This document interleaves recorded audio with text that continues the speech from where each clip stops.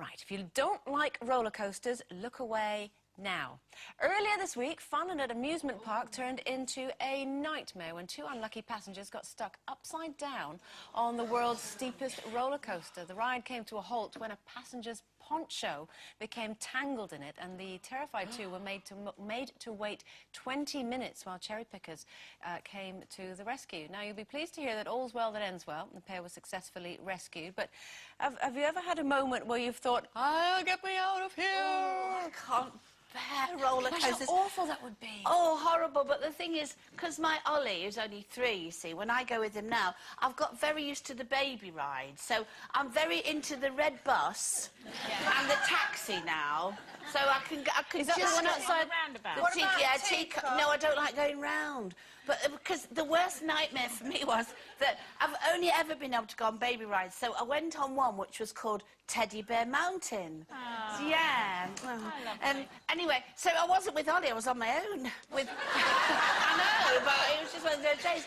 And there were all sorts of 4- and 3-year-olds. So there was just me and all these 4- and 3-year-olds going on Teddy Bear Mountain. So we go inside the mountain, and the thing is, you know, it's all black inside the mountain. And every time you came to a little thing of teddies, all the lights came on, and the teddy went like that. Oh. Anyway, as we passed the teddies, the train stopped. Oh my God, I'm the only grown-up here, I better get out and help. So I got out, and the train went on with all these 3-year-olds going, bye! And the worst thing is, the teddy bears that were all lit up going like that started to go dark and started to go, and I thought, oh my God. So I went along the inside of the wall trying to find a way out of the wall, hit the wall, and the wall opened, and I'm like up there waving down to these 3-year-olds going, help me. Who are now going, I don't want to go on that ride, Mummy. I don't like that teddy bear. The fire engine came and got me down. Oh, my God. Oh, I get scared of going on roller coasters, and I would be terrified to be left hanging upside down for 20 minutes sitting next to her. Not on anything. But the thing is, when you've got children that just love them, like my 3 do, so I often get forced onto them, and it's one of those things, as I'm queuing up, I'm thinking, I don't want to go on. Really, why am I doing this to myself? I don't want to go on it. No. But then, when you've been on it and you come off, it's such an adrenaline rush. But I did go on one when we went on holiday, and it was like the fastest, it was all in the dark, and it was meant to be this fast rock and roller coaster or something it was called. And no one would go on with Jake, and I felt sorry for him. And he was going, please, Mum, you know. So I went, OK, come on. And all the way there, you know, queuing up for ages, and I'm like, Jake, I don't want to, I'll pay you not to go on it. I was going to, you know. Anyway, we went on it, and when it finished, the guy at the other end, the helper guy, had to actually prise my hands off the thing because I'd held on so tight like that at the end.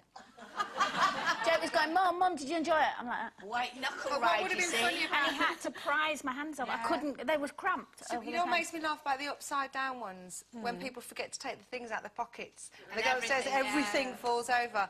But I don't mind. I mean, I used to love them. I'd go on anything. And I quite like upside-down. I don't mind. But I don't mind spinny. I can't bear spinny now. It does your head in, But no, you know, you said that, you know, your kids love them. Well, I'm lucky because Jake pretends he loves them, and I also pretend that I'm fine with coming on with him. So he's going, let's go, Mum. I know he doesn't really want to go. I'm like, OK, then. And I'm like, you sure? And he's like, let's go.